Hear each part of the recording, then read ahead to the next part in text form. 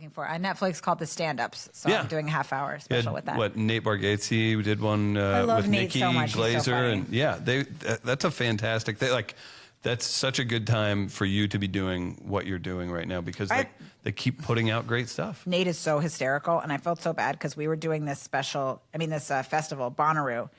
Nate, little up and coming festival. Yeah, very cute. So Nate Bargatze's in this the thing, and I was excited to see him again. So I was like, let's have a beer. And he's like, no, I'm good. I'm like, come on, man. And he was like, no, I'm all right for now, you know. And then I just get a beer, open it, and I'm like, come on, Nate, we're having a beer, man. And then so we did, and then I think he had like 12 more. And then he told me later that he had been sober. Oh, no. For like a year before that. And I still feel actively guilty about this because he kept being like, I'm fine. I'm like, Nate, come on, man. You're not fine. You need a brew, bro. It's Feinstein. I'm like, no, I didn't know he was sober. Yeah.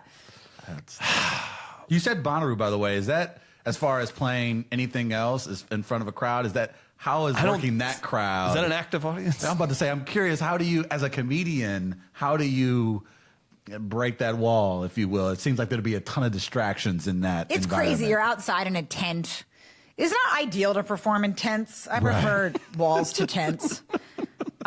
Really, outside things in general, like wind isn't funny. You don't want a wind to disrupt your dumb sentence. An errant hawk flying through, like you don't want that happening. People just ODing in front of you. I would imagine that would be very difficult to perform in front of.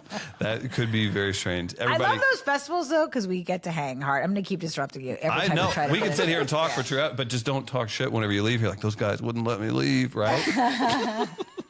Ireland. We had so much fun in Ireland this summer. What happened in Ireland? Distefano and Colin Quinn and Sam Morrell. Colin Quinn in Ireland? Do they treat him like royalty there? That is, oh my god! Now that should be filmed. I was going to say next we time. just throw a GoPro on that and just keep it on all of you for the next one. That's fantastic. We had so much fun. We went to some sort of like royal museum in Ireland, and Colin's like explaining things because he's like, you know, he's that guy. He's like, the only adult in the room, and then hey, listen up. We were like in some important like royal dining room in this museum, and Christy Stefano farted like so loudly. It was so horrifying. Just like, I'm like, you've got to be kidding me. It was like in the middle of this museum, and it was like a royal something of some dining room of some sort of historic significance. And he goes, what? I have children. I'm like, what is that? How is that ever a reason? That means that's a reason you shouldn't do that. Of a lecture of the potato famine. What do you want? I got a daughter. I don't think that's He'll say things that I'm just like, what are you?